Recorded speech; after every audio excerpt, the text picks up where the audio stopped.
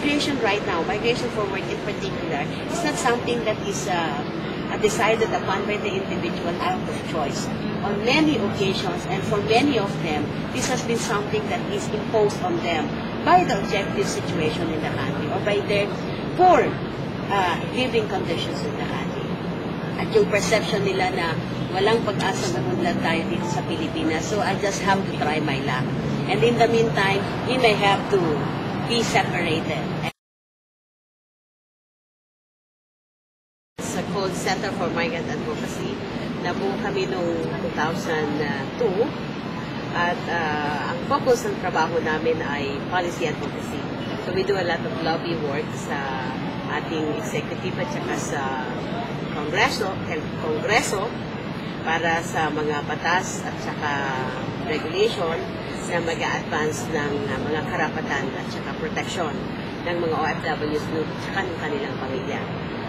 We do also lobby with the executive kasi para malaman, masigurado na yung implementation ng kanilang mga policies and laws ay maayos at kung saan merong mga pagkukulang.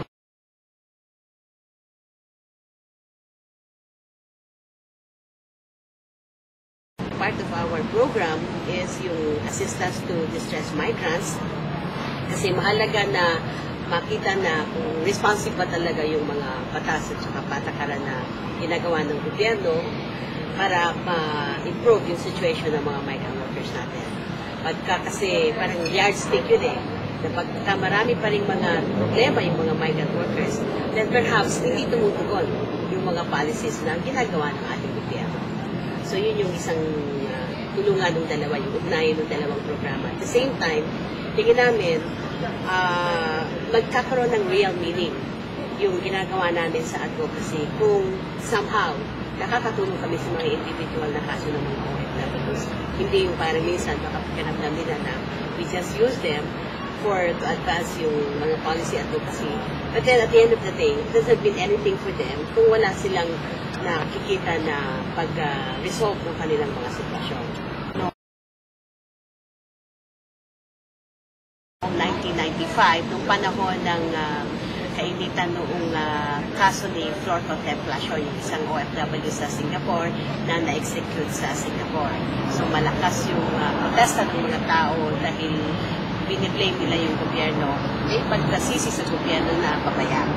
So napasa yung Magna Carta, which is the main protective law para sa mga OFWs at sa members of families nila. Again, dahil mabilisan na naipasa yun ng 10th Congress, may mga provisions doon na hindi consistent doon sa interes ng batas na iprotekta yung mga migrant workers. It's a major advocacy issue sa amin, yung OWA, yung Overseas Workers Welfare Administration, kung paano yung struktura nito, kung paano talaga yung mandate nito, and how this agency of government, which is primarily tasked to take care of the welfare of the migrant workers and their families, will really deliver to the mandate na ginagawa nila.